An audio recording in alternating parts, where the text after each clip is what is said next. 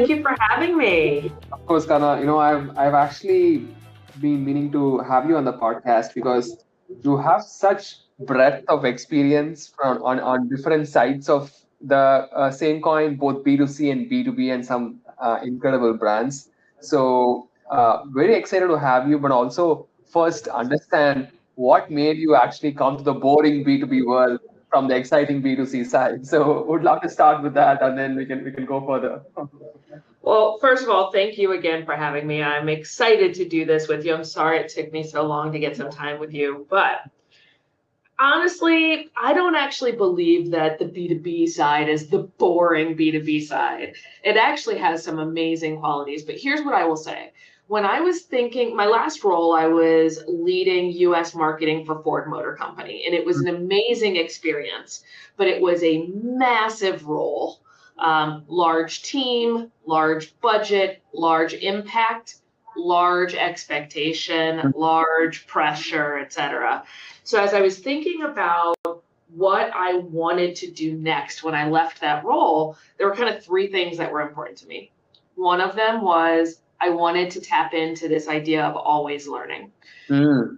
The reality is as leaders, we are constantly learning. We're learning something new, having a new leadership challenge every day, etc. But the more senior you become in your role, the less the balance is between what you're taking in and learning versus what you're helping other people learn.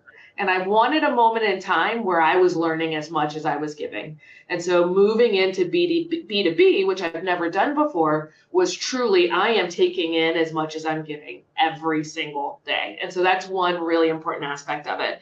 And then the other two reasons why I came to Marqeta that are really important, one of them was Marqeta values the people as much as they value the outcome. We truly understand that people drive the outcome, and therefore we create a culture of amazing people, and we're prioritizing people with business outcome. And that was really important to me because I wanted to move to a place where not only could I have great impact, but I could also be impacting people, and I could also have the capacity for other things in my personal life, like board service, like travel, like mentorship, that you start to run out of time for when you're in some of these other types of roles, and when you're in some of these bigger B2C types of opportunities. Very helpful, Kana. And how has the experience so far been since now you've sort of been leading the org for some time? You know, it's been really fantastic. It has delivered on everything that I had hoped for. It has also given me challenges. Learning the nomenclature of B2B has been a challenge. Deepening my experience in the payments business has obviously, that learning curve has been really interesting. But I've loved what I'm doing. I have a very talented team, and we've been doing some amazing work. Honestly, what I particularly love is that it's not so far off from what I was already doing, yet it's applied in a very, very different way. That's a great point. Now you say that, I can see what you mean. Like in B2B, we talk about leads, MQL, SQL, whereas I'm sure in the B2C world, it's a lot more different when it comes to it. So it is, but like at the same time, it's all the same thing, right? So when I think about my performance marketing hat in a B2C world versus a B2B world, we're constantly thinking about how can I reach and find a very specific target, strike the balance of cost efficiency and finding the specific person I want while telling a holistic story. How do I move people through a funnel? It is all the same in so many ways, yet it's got these unique nuances. And so it's been a really amazing experience to carry from one into the other. That's great, Kana. And like one sort of curiosity even I have is that when like what kinds of learnings from B2C were helpful when you sort of took over this role? Anything on storytelling, anything around that, like whatever comes to your mind, would love to hear about how you applied those learnings here as well. So I think the one thing that is most consistent between the two is when you are really focused on targeting and utilizing data to drive your decision making and your action. So that's where this consistency is. Right.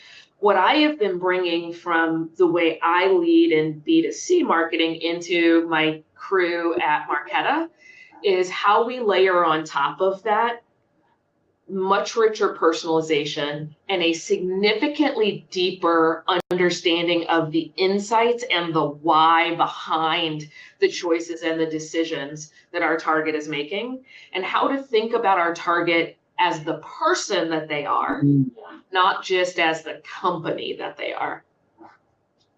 I have a small question about that's a great point, right? Like you're sort of talking about like, hey, how do you actually bring in that emotional sort of connection to a brand that B2C companies do that very well? Any like I'm thinking from a tactical perspective, any examples you could share on how you sort of instituted that would also be very helpful. Well, let me just share one thought, and then I'll describe a couple of examples of what we've been doing. You know, when you think about bringing in everything that I just described, the reality is at least in the great team that I have, the team was constantly thinking about who they were targeting, thinking about their buyer and ICP, et cetera. But I found that we were thinking about them from a transactional kind of data set level, not really tapping into understanding what are the problems that they face. What are they experiencing every day, even in their job life? What are the fears that they have? So like if you think about, you know, if one of your buyers is a general manager or a CFO, et cetera, at the end of the day, they are still human beings in those jobs. And they are worried about, is the solution that they're bringing forward going to set them up for success? Is their decision committee going to trust that solution, et cetera? And those fears are emotions. If you think of it through that lens, you can then use that to tap into for your storytelling, so that you don't have to just tell us a transactional or like a superficial product story, but you can connect your product and your solutions to what they care about and what they have either fears for or passion for. We did that with one campaign that we did called Grow Together. Mm-hmm. A huge part of our audience set is smaller fintechs, innovators, entrepreneurial companies, and a lot of what they are focused on every single day is how they are going to be able to drive scaled growth really fast, and all of the fears, concerns, and doubts that go along with that. We built a campaign marketing Marqeta as a whole and a couple of our specific solutions inside of it that was rooted in how do we talk to somebody that's what they're worried about every day. And then the storytelling that went with it was about the role that we can help play in helping them with that scale, how we side-by-side partner with them, how we can help alleviate some of the things that cause the friction in their life, et cetera, et cetera. And then what was also really interesting about this campaign, it was also the first one where we did the creative development utilizing AI. And so we were testing out not only new storytelling approach, but also testing out a new creative approach. And it did really, really well for us. We saw significant lifts in the qualified traffic and conversion that it was driving. Kana, I don't know if you can see my screenshot. Is this the one? Yes. Wow. I saw that. I think your team sent it to me, and I was like, oh wow, this is pretty cool. Not only the fact that the imagery looks great, but the fact that your team is actually trying out these new things and experimenting with things, which is exactly what you need. This is fantastic. So. Exactly right. And so it's really done really well for us. And we also learned some things from it. So we've made some tweaks and some adjustments over time, but it's been a really fantastic experience of starting to move in a world where it's still product marketing. We're still being very clear about our solutions, the benefits of our solutions, et cetera, but we're trying to connect it emotionally at the same time. Right. And the key thing here is that like the ability to understand that insight that teams are experiencing that scaling growth problem. So let's devise something around that exact feeling or emotion that we as a marketing team discovered through these conversations. Absolutely. Right? Absolutely. And not all of those feelings have to be tied to how they feel about their job. Some of those feelings may be tied to the friction that's being created in a system, right? So, a lot of what we do is disrupting legacy kind of banking and payments infrastructure to try to make it faster, easier, more accessible, more flexible, that creates feelings too. So it's not just about how do I feel when I am trying to drive a decision in my company. It might be about how do I feel about the fact that every single time I want to stand up a new credit card program, it takes me way too long, is way too difficult, and I can never do it exactly the way I want to because a legacy approach to it just does not work to my unique situation. I'll tap into that and find a passion inside of that to tell a story as well. That's a great color. For any guidance for the marketers listening to, in terms of how can they really elevate their storytelling experience? I think one part, like you clearly said, is understanding emotions. But are there like examples that they can study, like brands you think are doing it extremely well in your experience? Any books they can read? Like any tactical tips would also be very helpful. Well, one thing I will say is I have experienced, and this may be my own personal focus group of one experience, I've experienced sometimes where B2B marketers believe that the world of B2C is just, it's different than them, not relevant to them, etc.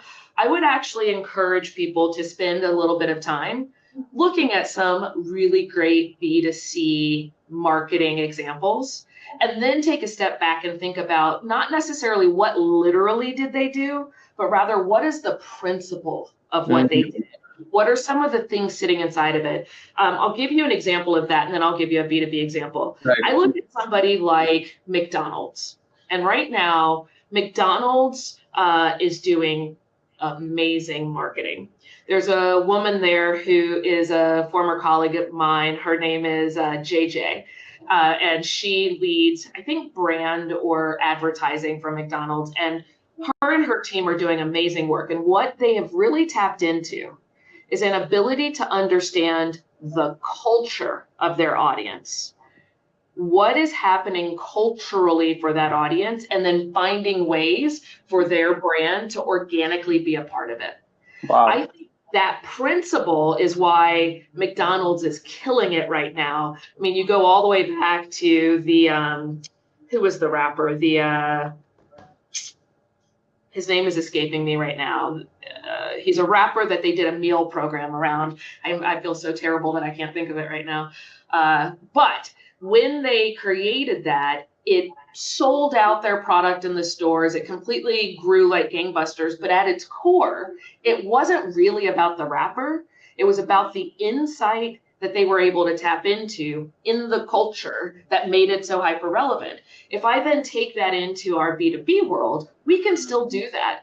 Whether it's an insight into the culture of developers or an insight into the culture of the moment that is, we're about to go into Money 2020. What are people feeling? What's happening in the culture of all of us in our space as we head into Money 2020? Right. And how we tap into that in a different way that is going to make people pay attention and want to hold on to that. So that's one thing that I would point to as an example.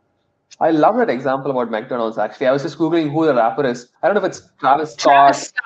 Travis Scott. So what you're saying, Karna, is that they actually sort of created a meal around Travis Scott and sort of really embedded themselves into the culture of the youngsters? Yes, but let me tell it to you a little bit differently. And by the way, I have to give so much credit to JJ, her team at McDonald's, as well as the team at her ad agency. Like, they are fantastic. But they didn't create a meal around him. Rather, they had this really cool insight. They looked into social, and they realized through tapping into the culture via social that everybody has their order. Meaning, when you go to McDonald's, you sort of kind of get the same thing every time. You have your order. Right. Travis Scott had his order. And every time he gets kind of the same thing every time. And so they created this program called Famous Orders. And so they didn't create a meal around him. Rather, they made his order a meal. That's lovely. That's lovely. And so it didn't even cost them more money because they didn't have to do a new product for it. Correct. So but it was so culturally relevant that not only did the meal itself sell out, but it also tapped into the fact that all of us have our order, and it made a lot of people go back and get their order. So well said. So well said, Kana. This is a fantastic example. I loved hearing about it.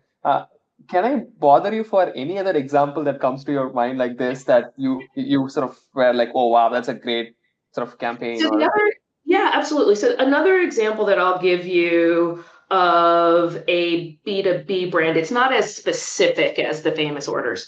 What I will say is people ask me all the time, what are some B2B brands that you admire? Right. And I will tell you one brand that I admire deeply from a B2B perspective is Salesforce. Yeah. And the reason why is, yes, they're a big brand, lots of money, lots of resources, lots of people. All that is true. But at its core, they were a brand that had the courage to build their brand identity, their brand persona, and everything about who they are in a very unique, personable, approachable way, and then carry it through literally every single way that they show up. So when you walk on their campus, or when you go to, they had, what's the Salesforce conference, Dreamforce, or when you, even when you get pitched, that brand personality and style comes through in literally everything. And they don't show up like a tired technology SaaS company. They show up like a living, vibrant brand that everyone from a CEO to a junior whatever wants to stay connected to, hear from, etc. They have been masterful about it, and they are also vigilant about it. So I really, really value them for that. I think the last word you said, being vigilant about it, is key, because to your point, they're so massive, and it's very easy to slip on things that, hey, you know what, like I can do, haphazard things, but the fact that they've kept it together speaks volumes to your point. 100%. Now I'll give you just one more example, which doesn't fit quite as well to the question, but I always try to sell it. And it's Calm. It's an example of a brand that has just done some really interesting work. So specifically, I remember the last election. Calm, we're doing a campaign where they actually took over chaotic moments. The campaign predated the election, but they were taking over moments that are typically frenetic, hectic, and creating a moment of calm in those spaces. They were doing it in real life, they were doing it in advertising, etc. And I remember I was working at Verizon at the time, I believe, and we were having a lot of conversations about, do we want to advertise in the debates? Do we want to stay away from that? What are the risks? What are the lots of deep, intense conversations. And then I remember watching the debate, which, as you would imagine, was just this frenetic, like, oh my gosh. And Calm came in with an ad that was just quiet. 30 seconds of quiet with like Calm on the screen or something like that. Brilliant. They took a moment and found the cultural relevance of their brand moment in an extremely unique way. It was absolutely brilliant. I still remember it now, and it was like 4 years ago. Love that. That's a great. Actually, when you describe it, Karna, by the way, you're so good at describing things that I can imagine myself in your place. But I can think about sitting in the election and like having a 30-second quiet ad that just says calm. That's it, right? Like it's so beautifully done. Great example. Great example. Awesome. Karna, so I can talk to you all day about examples of great brands and what they do, and you should write a book about it probably, and I'll buy it. One thing that sometimes I think about a lot is that the social media aspect of things, right? Like, and how brands should take social media as a key channel.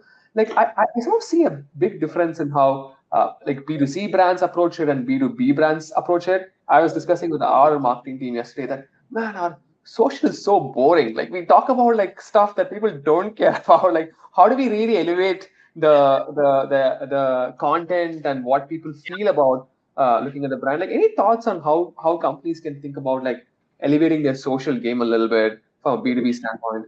Well, I'm going to give you my perspective, but in full transparency, me and my team have not cracked this nut yet in our B2B life. But I'll tell you how I'm thinking about it and how I'm guiding us and what we're going to try. I am taking a page out of my B2C book on this one.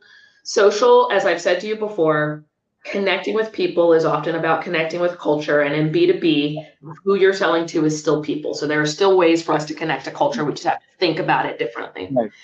Social, that becomes increasingly true and relevant.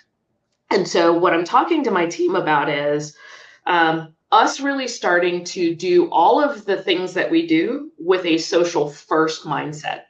So when we are going to put out the next state of credit report, our starting place is what would get this picked up on social? And that is going to define how we build out that report and how we bring it to life and the moments of story that we tell inside of it.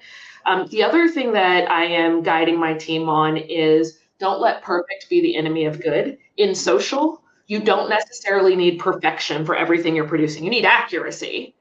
And it needs to deliver on the brand, but it doesn't always have to be perfect. It doesn't always have to be like this so big, polished thing. Let's focus on getting more stuff out there more often and actually learning and trying and testing. Our mindset is, I gave it a shot, as opposed to our mindset is, I polished this thing, now I'm going to drop it in social. And then the last thought that I will share is talent matters.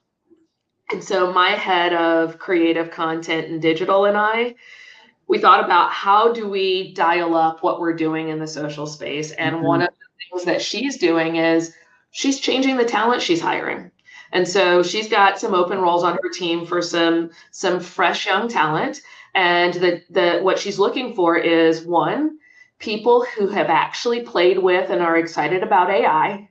And two, people that have a strong social presence and a passion for social content, because the starting place of what she's looking for is content creators that are going to help us make our stuff sexy and social.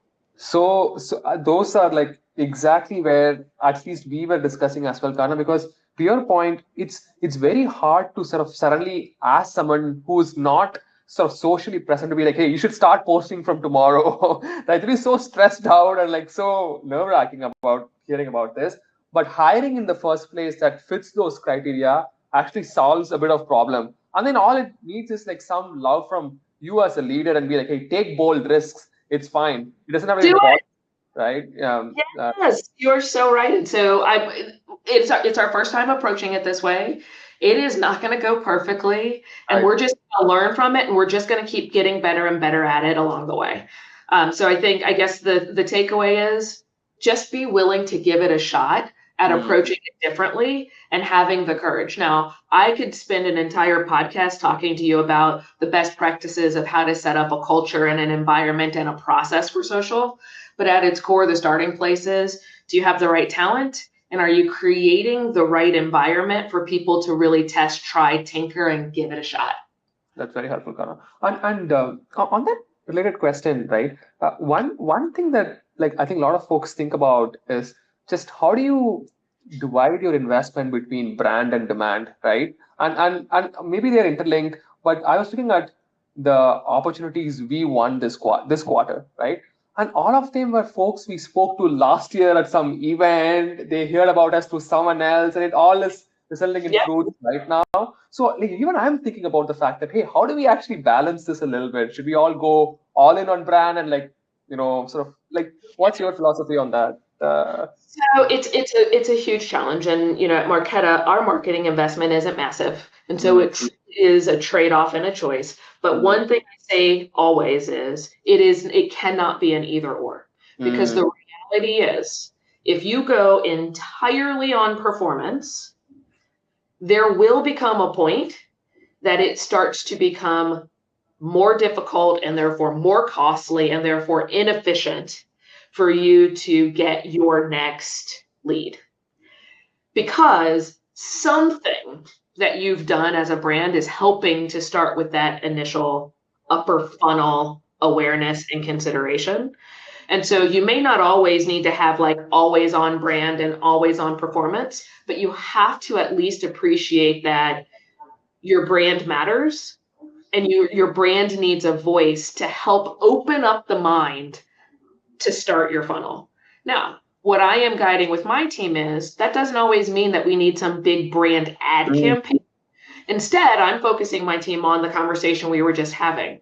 How does earned media and social provide opportunity for us to punch above our weight, scaling our brand, so that we can better balance the investment while still achieving what we need to from a brand scale? How can one event as a brand be designed around being social oriented, social shareable, etc., the design, the experiences, so that people want to tell the story and other people want to hear the story, and therefore it is telling our brand.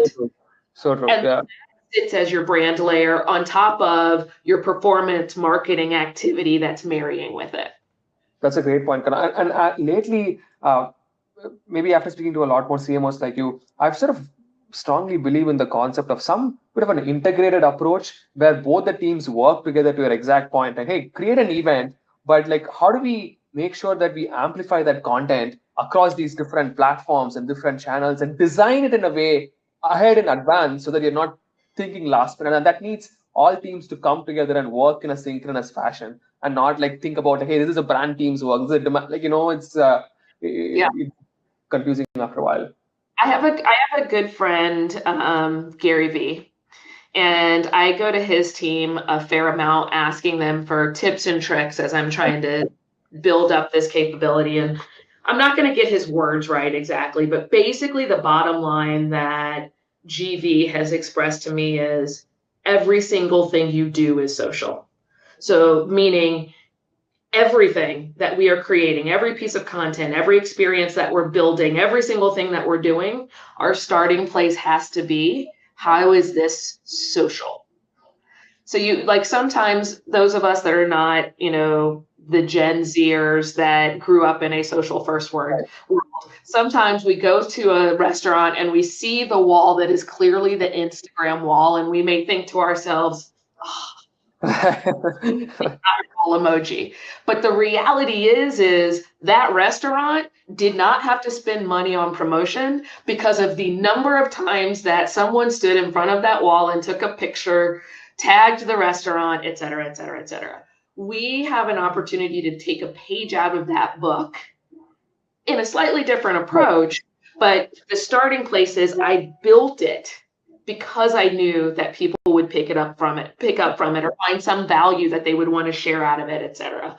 I have a great member on my team. Her name is Blake. She runs our events. And when we hired her, we didn't hire somebody that comes from a B2B background. We hired somebody who came from an entertainment event background. And so she produces some of the most creative, stunningly visual events.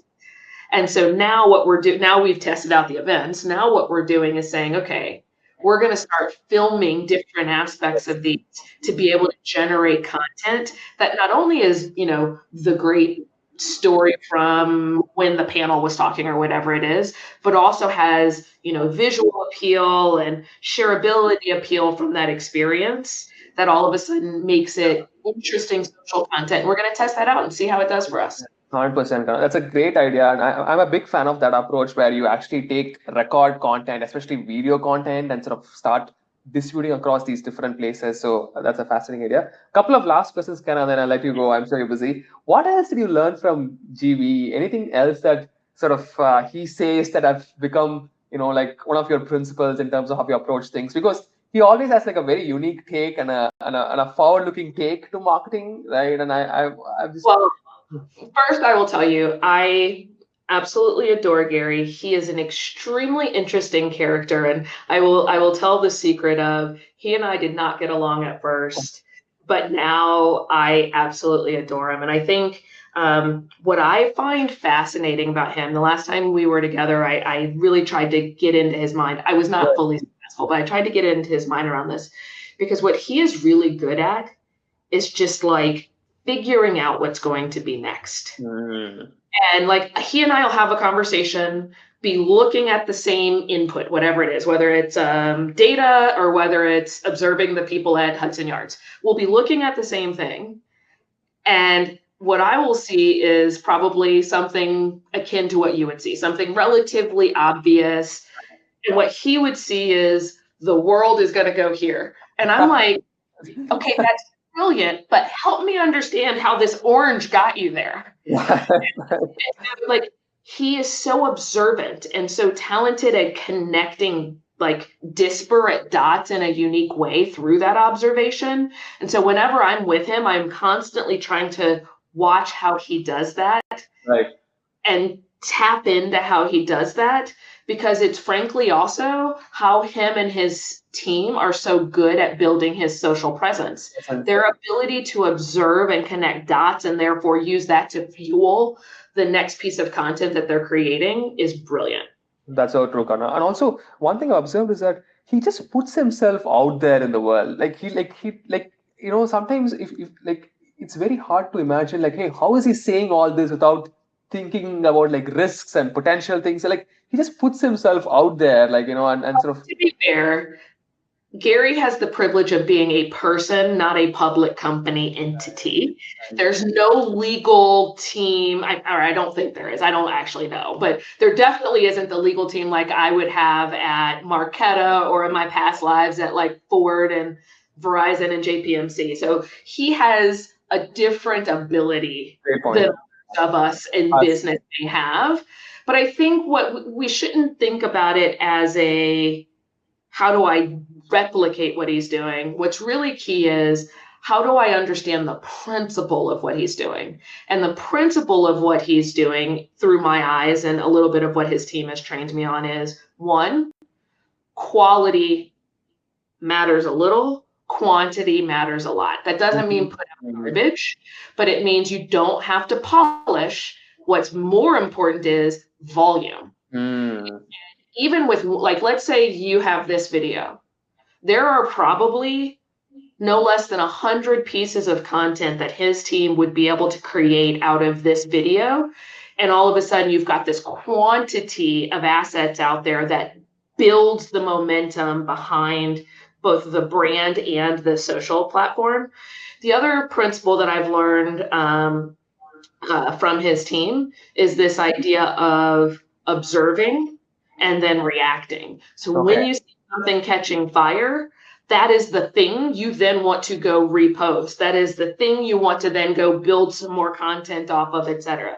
And really focusing on observing how people are reacting to your stuff. And then also diving into the cohorts of people that are your target audience and observing what they're doing, paying attention to, et cetera, and pulling that out to go and create your next thing or have your next conversation. This reminds me of the other sort of earlier point, I noted down, like just being present in the culture of your ideal persona. That example that you gave for McDonald's, so very, very relevant. Kind of last question for you. I'm sure the folks who are listening to it, especially folks who are in the middle management of marketing teams who aspire to become CMOs or marketing leaders someday, like what should they keep in mind from your experience across these different brands? What should they like think about in their career right now if they want to become like CMOs eventually? So I'm gonna share two thoughts in response to this question. One more like practical and one more personal. Right. On the practical front, my belief is CMO success of the future is going to be very heavily rooted in your ability to be a business leader, not just a storyteller, pretty picture maker. Right. And your ability to understand and utilize data and technology at an extreme level and how that connects to operations or to sales or to whatever else, manufacturing from when I was in the car business, et cetera. That's one important aspect of to elevate to CMO. You have to be a business leader tied into the business functionality. The second thing that I will say from a practicality perspective is Making sure that you are thinking about how you stay on the forefront of understanding technology, AI, data, et cetera, because that is going to be the fuel of the future. That doesn't mean you have to spend all your time doing nothing but that, but it's going to be the next digital skill set in some way, shape, or form. So if you imagine the generation of CMOs before me, digital wasn't at its foundation for them, right? Whereas in my world, every CMO at my level right now, digital is a critical aspect of how they run their business. And I saw when I was a senior manager or a junior manager that I believed digital would be the next frontier. And so I built my career learning it and finding a passion for digital and data. I see that next version of that somewhere sitting inside of AI, sitting inside of technology and data. And so I urge people to really build their toolbox around with that as critical skills in it, because it's going to be an important part of the future of what we're doing, even though we don't know what it's going to look like, and it's fraught with issues along the way. On the personal side, though, what I would say is becoming a CMO is hard.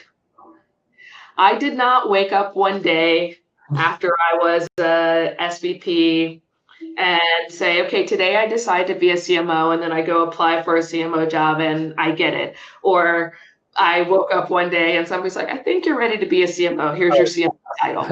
Not work that way. I had a lot of CMO at bats throughout the course of my career. I had a lot of opportunities, a lot of great people that were advocating for me, but I also got a lot of no's along the way. A lot of you're not readies, or a lot of instances where it came down to me and one other person, and the person they chose was already a CMO. So they went with the proven CMO versus the almost a CMO. So I only say all that to say it's not easy, but we can all do it. And so I encourage you to have the tenacity to stick with it. Learn from every experience of no, every experience of not quite getting there. And I guarantee you, if you learn, you build the advocacy around you, it will happen for you. Awesome. Kana, it's been a pleasure. I think even in the short 45 minutes that we have spoken, I can see you being a very thoughtful, empathetic leader, but also a leader who knows what you're talking about. And I think it comes from your experience in the diverse set of companies you've worked with. So I'm very excited to release this podcast, but thank you so much for your time today. Really appreciate it. Thank you so much for having me, and have a great rest of your day.